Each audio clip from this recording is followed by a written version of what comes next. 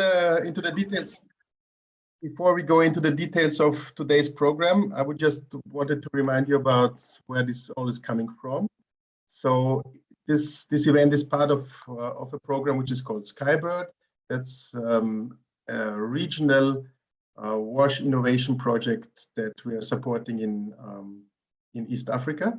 So it has basically three pillars. One is about experimentation and innovation with different pilot projects. But then it's also about capitalizing on those innovations and learning from them and networking, connecting the knowledge that one Red Cross actor gets in with his or her pilot projects and proper connecting them with different Red Cross actors in the region or beyond, and then also connecting the experiences with actors outside of the Red Cross. So it's about piloting things, strengthening the internal Red Cross networks, and also strengthening the networks of the Red Cross to beyond simply the Red Cross. And that's basically what we are also trying to tackle today. So we've got one presentation from Kenyan Red Cross, where they speak about something that they have trialed out as part of one of their pilot projects, a market assessment in a specific area with a focus on WASH markets. We will also hear, in the spirit of improving internal Red Cross networks, we will hear from Debora about a technical working group that deals with the better uptake of CVA in WASH programs. And finally, we also have a look at beyond the Red Cross, and for this we have invited people from the CALP Network, previously called the Cash Learning Partnership. Now it's the CALP Network, where we will basically hear a perspective from outside of the Red Cross to basically broaden all our horizons. The format will be like this. We will have three presenters that will give us short inputs. You are, all of you who are participating, you are supposed to take your own notes, and we have we shared, I think, a short form to do so. So to structure your observations or your ideas or your questions in a helpful way. And after these three short presentations, they will be very short, but then we will have breakout rooms where each of the presenters, sometimes assisted with other persons, they can answer more, they can go into more details. So everybody is requested to choose his or her topic of most interest, and then follow the link to the respective breakout session, which we will have three of. And it will also be possible to switch between breakout sessions. So if you feel that one of the breakout sessions gave you enough detailed information, you can switch to the other one, to the next one, which is also interesting to you. And also in these breakout sessions, you are supposed to, or we try to support you with the format to collect your ideas and maybe even come up with some sort of a personal action plan, what you are going to do with this information in the coming time. And finally, the presenters of the different breakout rooms will then report back to the plenary to give us some very short concluding remarks from their discussions in the breakout rooms. Did I forget anything, Vanessa? No, you mentioned everything. Okay, great. Then I think we can start. Who will be the first presenter? This will be Debora. Debora. So here, I hand over to you, Debora. Okay, Thank you, Alex. Just if you can let me know if you can see the presentation. Yes, we can. Okay, great. Thank you, everyone, and welcome to the presentation. Today, I'm going to tell you about the technical working group, the Cash and WASH technical working group of the Red Cross and Red Crescent Society. My name is Debora Bonucci. I'm the WASH advisor for Britsh Red Cross, and I'm working both in development and emergency. And for the technical working group, together with Ludovic Carnot, co-chairing the technical working group. And starting from next year, there will be a new co-chair of the group. I know that some of the participants of this webinar today are also part of the member of this technical working group.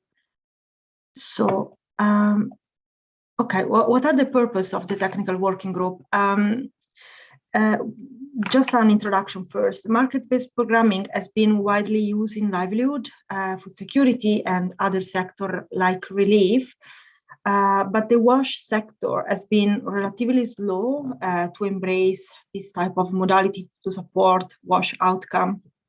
Like market-based programming and Cash and Voucher Assistance has been relatively slow to be utilized. So as a result, we don't have much evidence or level of expertise. We don't have a specific tool of guidance developed, like training, to support the Red Cross, Red Crescent movement to utilize Cash and Voucher Assistance and market-based programming.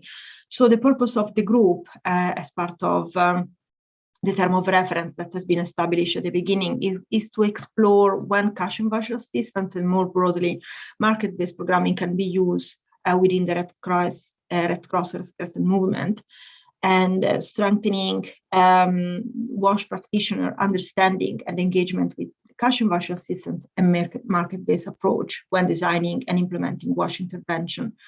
The group has been established in 2020, and in 2021 we increased the membership to 22 active members that are attending the monthly coordination meeting and are supporting the different sub-working group. By the end of this year, we will be developing 5 case studies from 5 national societies that have utilized Cash and Voucher Assistance as part of their program, and this will be the first part of the evidence base. Has been submitted also a widely survey to the national society to collect their feedback on need of capacity for CVA and market-based programming, and soon we will be sharing the report. The market-based programming course for WASH online course Foundation 1 to satisfy level 1 tier A of the IFRC WASH competency framework has been developed and has been delivered in December 2021. Again, some of you have attended this course, and this course will be then replicated by the technical working group in other regions starting from next year. And then as well, together with Alex, there is another sub-working group. We are working on the roadmap development and will be ready by the end of December. The roadmap development will highlight the key area, the focus area, where based on the feedback that we received from the survey to the National Society, has identified key area, focus area to work in the next year, and it will be implemented starting from January 2022 until for the next 3 years. And we'll be developing an action plan with output deliverable and will be monitored.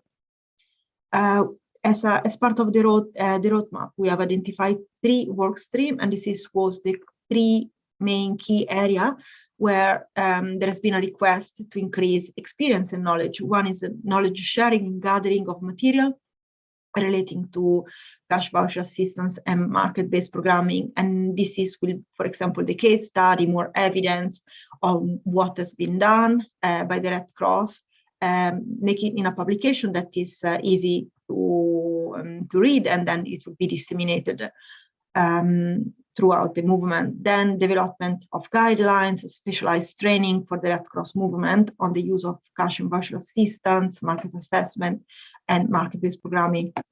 Then again, another important focus area is implementation and partnership.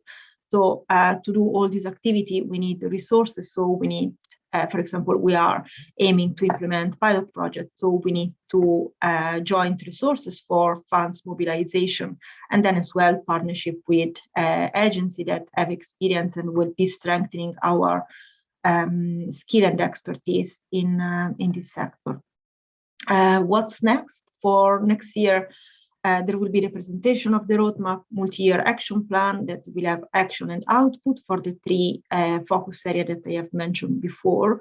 There will be the second round of membership recruitment, because obviously to action all the activity and deliverable that we are our ambition for the next 3 years, we need people to support us to join the sub-working group and work in this multi-year roadmap action plan.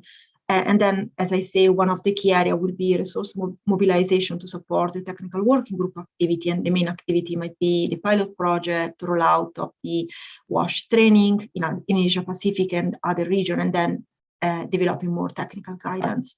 I reached the end of my presentation. If Vanessa could post in the chat box. Yes, thank you. In the chat box, you can see the website of the technical working group, where you can see the latest update of the activity. And there is also a contact form if you would like to ask any question or would like to join the group. Thank you for your attention, and then we will discuss more in detail in the breakout room. Over to you, Alex. Thanks. Thank you very much, Debora. That was really short and concise. Thank you very much. Good, then I think without further ado, we proceed to the next presentation, which will be by Abdoulaye Hamidou. I hand over to you, Abdoulaye.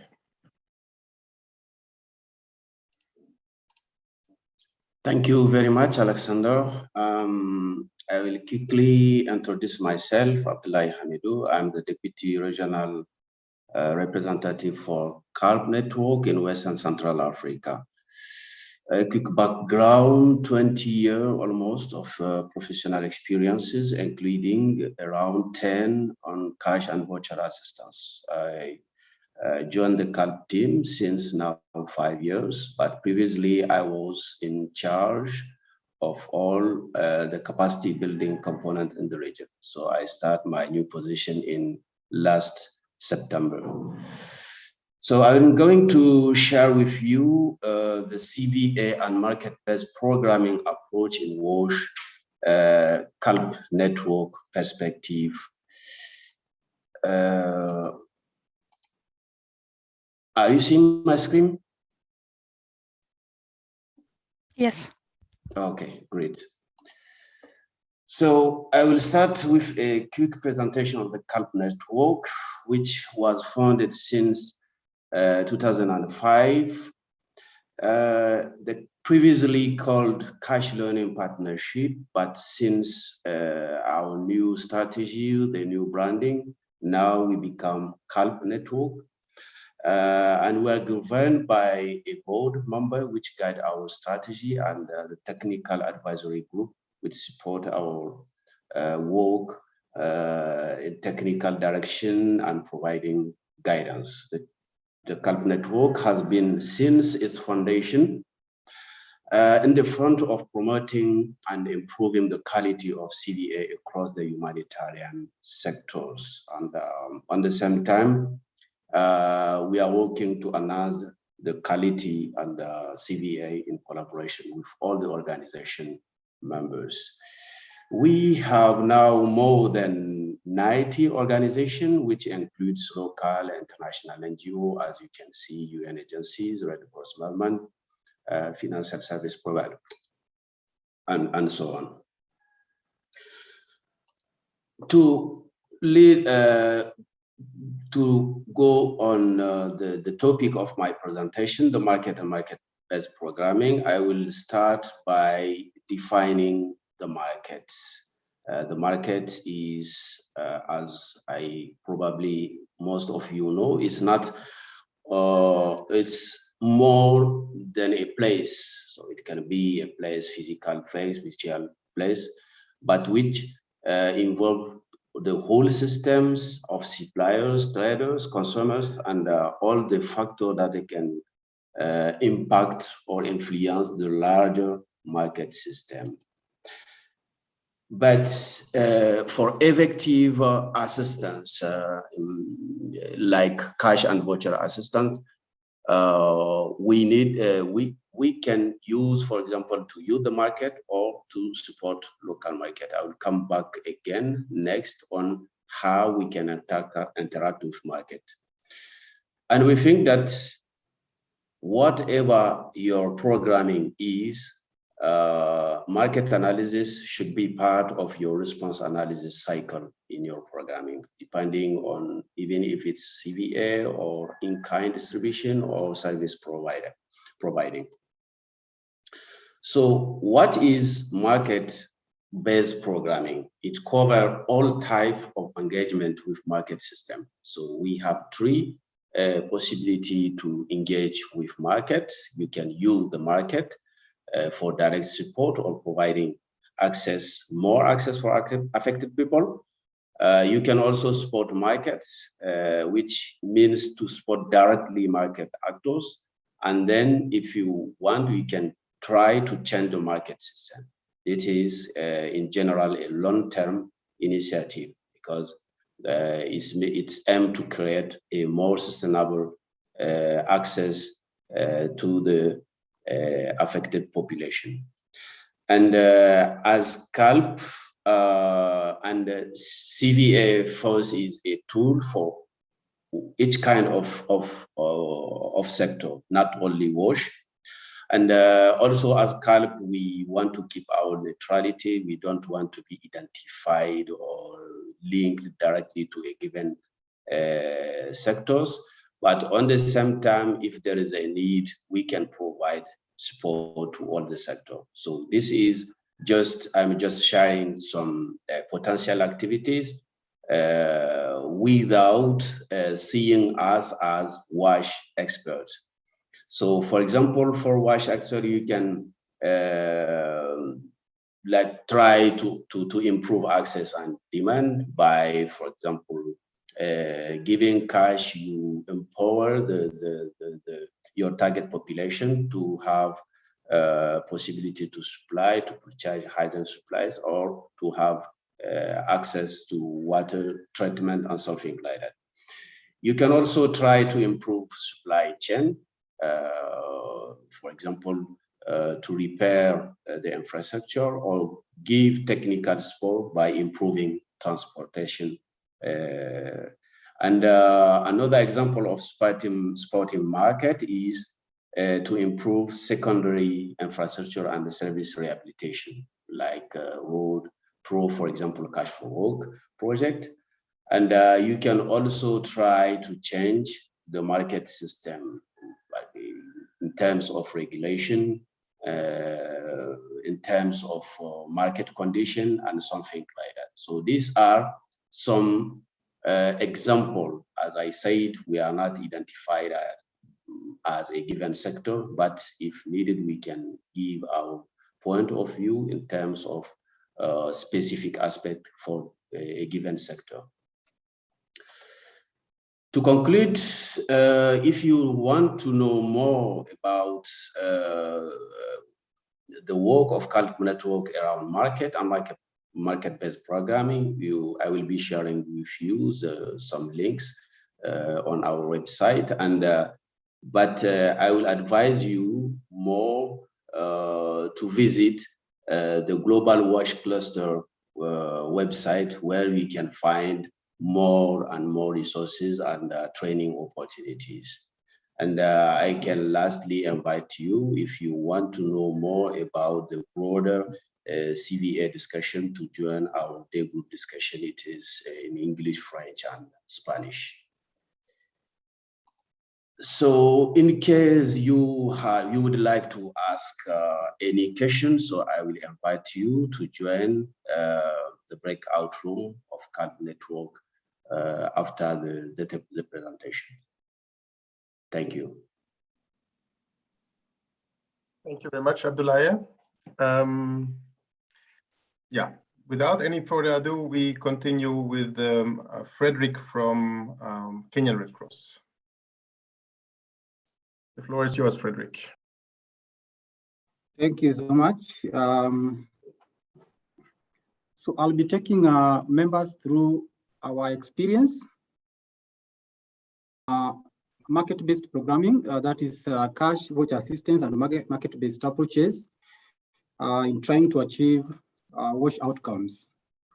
So as Kenya Red Cross, we have had a process to just make sure that the organization is cash ready, that is, we can deliver cash or market-based programs.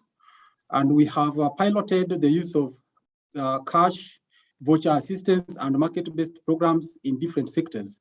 We've done this in livelihoods, basic needs. We've done this in shelter, and we've also done it in WASH. I mean, not in WASH, but in health. And this was an opportunity to also do something around WASH. And I'm going to share with you our experience with this in WASH. We did this in a county that is called Baringo, that lies in the northern parts of the country. And it was implemented in an area, in a small area called Marigat, which is a kind of a ward. And this area consists mainly of the pastoral, agro-pastoral, and irrigation farming communities.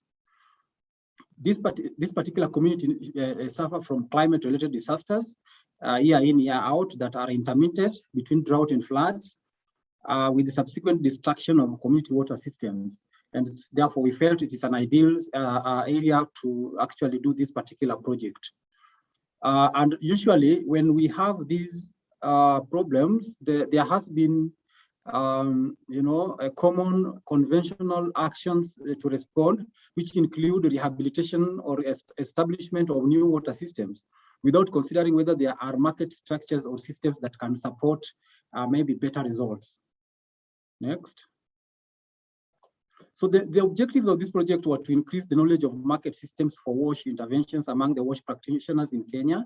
And we were doing this by, first of all, beginning from the county. Then we also, another objective was that we wanted to improve on the management of the community water systems, because what we realized is year in, year out, organizations and even governments would still repair these water systems, put up new water systems, but then there is no ownership, there is no sustainability.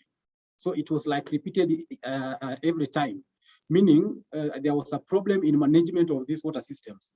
And this is what we wanted to address next. So these are some of the issues that we were looking at.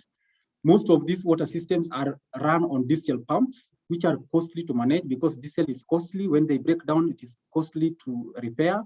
There was lack of accountability systems. And so you find that the revenue generated from the sale of water is mismanaged by the community water committees. And there was lack of ownership by the community themselves, because maybe they didn't have the knowledge that this is their, this is their infrastructure that they need to own, and the committee is accountable to them.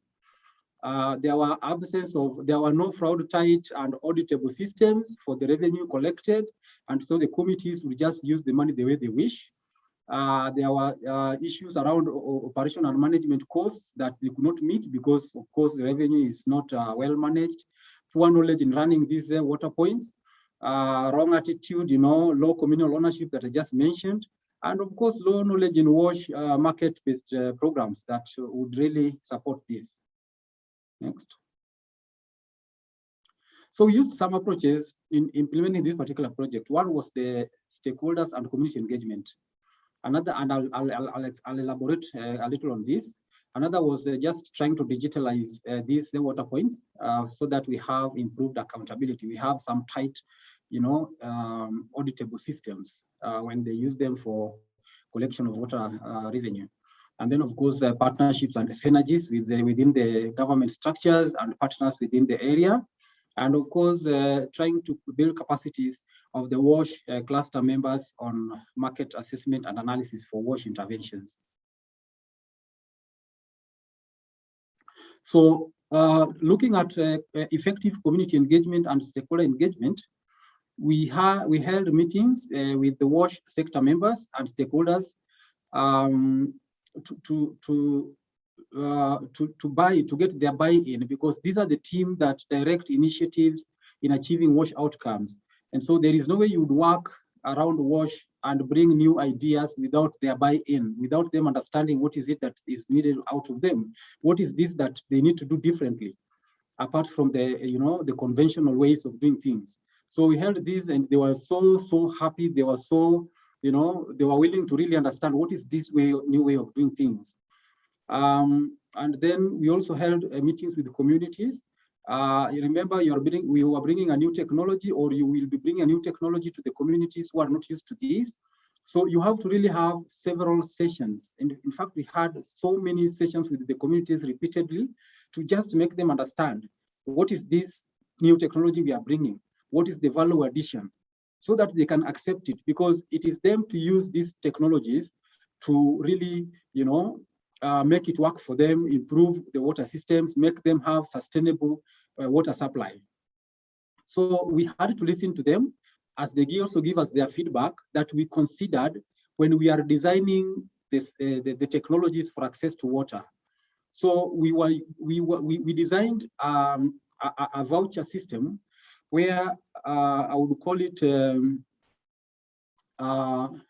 credits are sent, water credits are sent to their mobile phones, and they use this credit to buy the water tokens, and they can access water. And we said this is the best way to do, because we in Kenya, we use a lot of mobile money transfer system, but if you transfer money to somebody, it becomes a loop, an open loop, and you cannot really direct how they spend that money from their mobile money.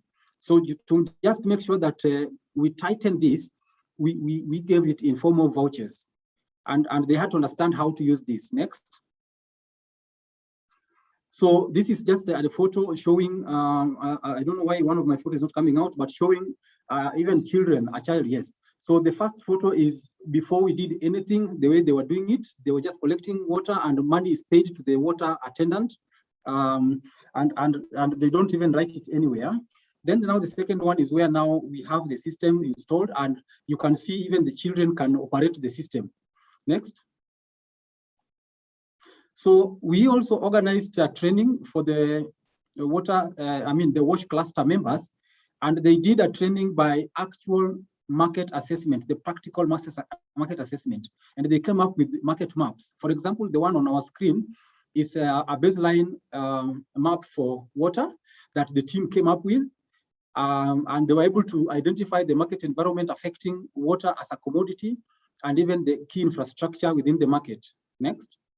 Then they developed the shock map after shock, after drought, how the market was affected for delivery of water. And you can see where we have the X is where we had total disruption. These rivers dry up, and it's the only source of water.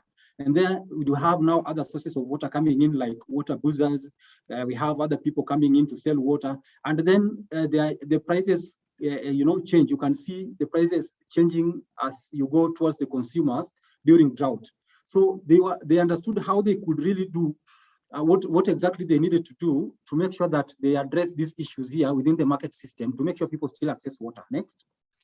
We are at the end of time, Fredrick, but I know that you also have a slide with the lessons learned come up, but I suggest that we can discuss this in your breakout room with the participants, then they can ask you what you actually learned during this process. Is that okay?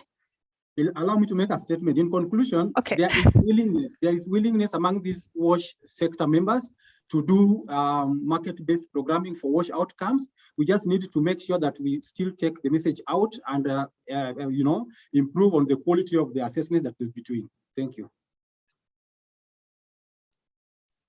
Thank you very much, Fredrick. Great. Yeah. So next, we will have a few minutes, let's say 3 minutes, individual reflections where you can structure your thoughts, everybody, and come up with questions to ask and decide for yourself which breakout rooms you would like to join.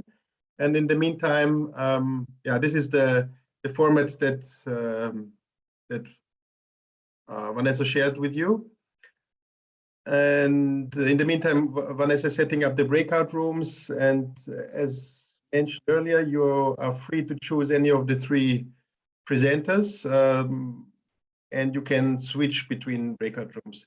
There will be approximately 15 minutes time for your discussions in the breakout rooms, after which we will have a very, very short wrap up from the from the presenters about the discussions in their breakout room.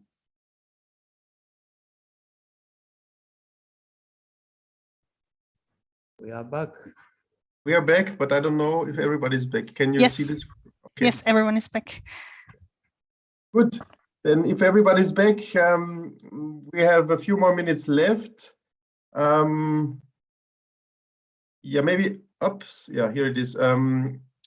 We'll ask the facilitators of the 3 breakout sessions to give a very brief wrap up, very brief, just a minute or 2. Thank you very much. Let's start now. Let's start with breakout room number 3 to make things a little bit more fair. So Fredrick, could you just give a brief wrap up of what you discussed in your breakout room? Thank you so much. The team was so happy with the visualization of the commodity chain in the market map. It gave a clear indication of how commodities move. And then they needed to learn a few things, the challenges that we faced as Kenya Red Cross for communities with the new technology, which we explained, that we did a lot of community engagement and explanations to make them understand. And then they also wanted to understand whether there is a system, whether the system is applicable in emergency or development. And we said it's applicable in both situations. And then there was a concern about fraud or misuse of funds. When you send money to people, they may not spend it on water. And we said we locked this so that we send tokens. Actually, we send it in form of tokens. And this we did working with the mobile network company and the banks. So they have created an interlink between a payment system that sends money directly to the bank account for the community water committees. Then how vouchers were connected to the prepaid tokens. What I've mentioned, that we had a pay bill number that connects the mobile money and the bank accounts, and they only get the water tokens. And during emergencies, we said organizations, including Kenya Red Cross, can come in and support the vulnerable to access water by, giving them the water tokens now. Then the rest of the communities member with the ability to buy, just continue to buy. Thank you so much. Thank you very much, Fredrick. And Vanessa just posted in the chat box a link to a blog post that you wrote about this project. So for everybody who did not join your breakout session, you're welcome to read up on the learnings from this program in the blog post that is posted in the chat box. All right, then I hand over the floor to Abdoulaye. Can you give us a brief feedback on what you've been discussing in your group? Thank you. We discuss in our group 2 key points. The first one is how CALP can support a market analysis process. And I said that is we can provide like capacity building trainings, such as training or technical support. It can be also for a coordination body, something like that. And in general, we are directing to resources, the most relevant resources, and not really to take part in the process of market analysis, to go in the field and take part of the process. We don't have this capacity to do so. And also in the training, the most, like the biggest training we have now is the market assessment tools training, but without identifying us for a given tools. We are just sharing the most relevant tools for market assessment. And the second point is which are the big actors on WASH and CVA in East and South Africa.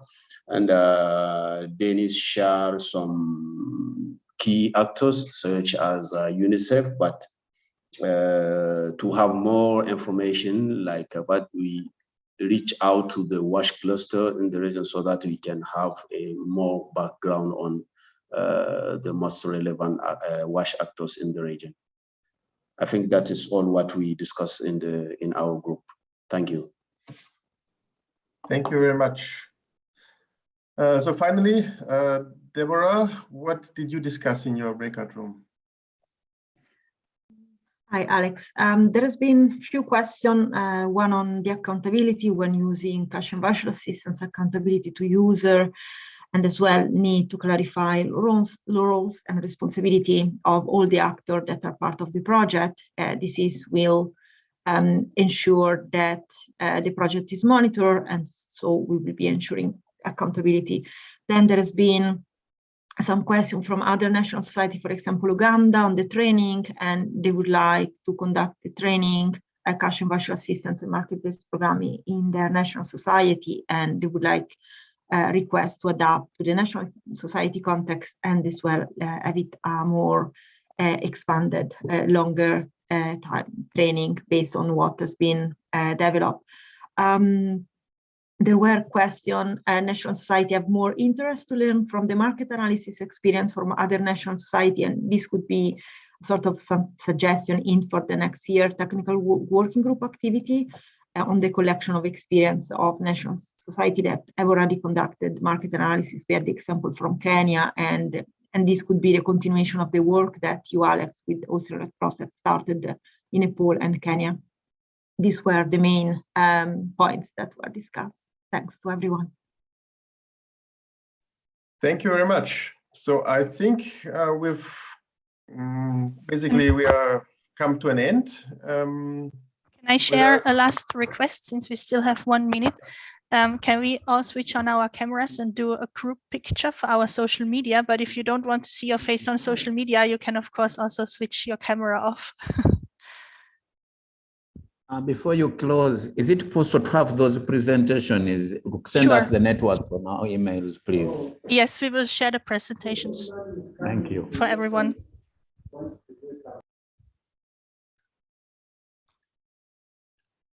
Okay.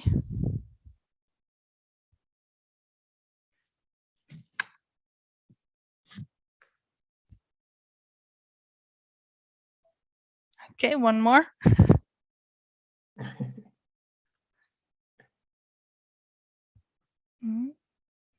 No. Yes, thank you. Good, thank you very much. Thank you for participating. As mentioned, we will share the presentations. The session was recorded, so it will also be posted somewhere, I guess probably on the Skybird website.